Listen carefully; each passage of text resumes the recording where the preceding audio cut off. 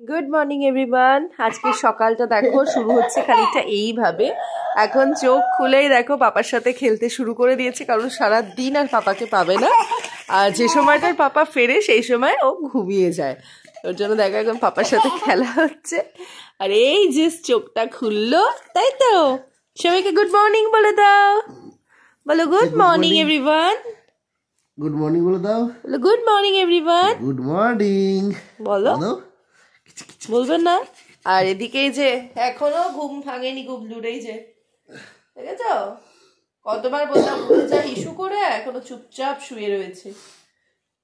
এই যে মামা উঠে বলো, উঠে বলো, উঠে বলো মামা, উঠে বলো। চলো এবার সারাদিনের জার্নিতে পাশে থেকো তোমরা।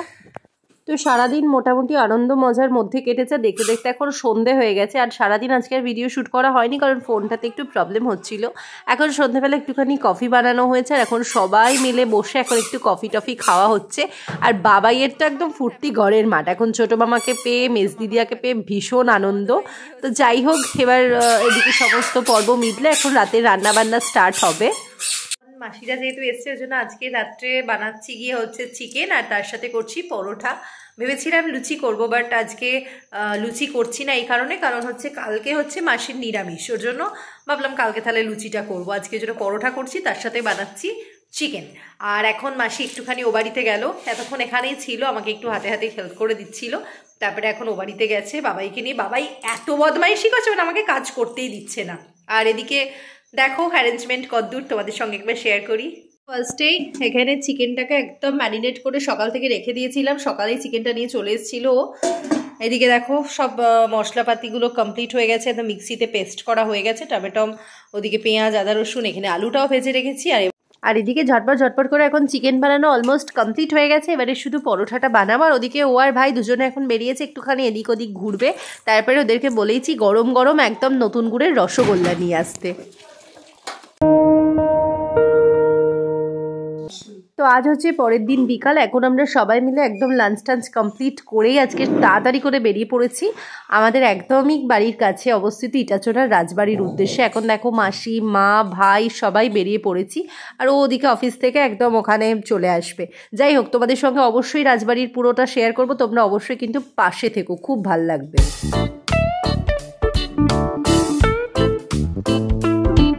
অ্যাট লাস্ট আমরা এসে পৌঁছে গেছি রাজবাড়িতে, সবাই মিলে এখন এসছি। আর সত্যি কথা বলতে এখানে আসলে না প্রাণটা একটা এমনি জুড়িয়ে যায়, একটা আলাদা তৃপ্তি।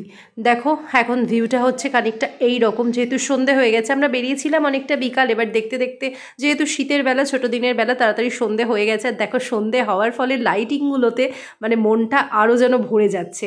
এটা হচ্ছে একদম ফার্স্ট যে এন্ট্রান্সটা সেটা। তবে তোমাদের সঙ্গে অন্দরমহল শেয়ার করতে পারবো না, তার কারণ হচ্ছে ভেতরে ঢোকবার পারমিশন নেই, তার জন্য অনলাইনে পে করে রুম বুক করে থাকতে হয়। তোমরা যারা অনেকে অনেক দূর দূর থেকে সকলে এখানে এসে নাইট স্টে করে। এবার যেহেতু এটা আমাদের ঘরের কাছে, আমরা জন্য দেখার জন্য গেছি। আর যেহেতু সামনেই ক্রিসমাস, দেখো ক্রিসমাস বলে কত সুন্দরভাবে ডেকোরেশন করা হয়েছে এই সমস্ত লাইটগুলোকে। আর এখানে প্রচুর সিনেমার শুটিং হয়েছে, যেমন প্রসেনজিতের রাজমহল থেকে শুরু করে লুটেরা, এছাড়াও হচ্ছে দেবের যে ঢাকের তালের যে গানটা সেটা। আর এখানে হচ্ছে নারায়ণ মন্দির, এই নারায়ণ মন্দিরে নিত্য সেবা চলে।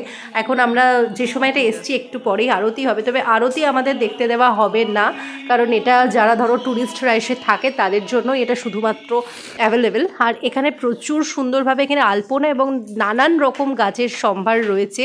আর এখন আমাদের দেখতে দেখতে তো সময়ের শেষের দিকে, ওই জন্য তাড়াতাড়ি করে ভালো করে সুন্দর করে একটুখানি ছবি টবি যা তোলবার তুলে নিচ্ছি। মোটামুটি আমাদের সময় ওভার হয়ে গেছে, এখন আমাদের এবার বেরিয়ে পড়ার পালা। আমরা এখন এক পা করে বেরোচ্ছি।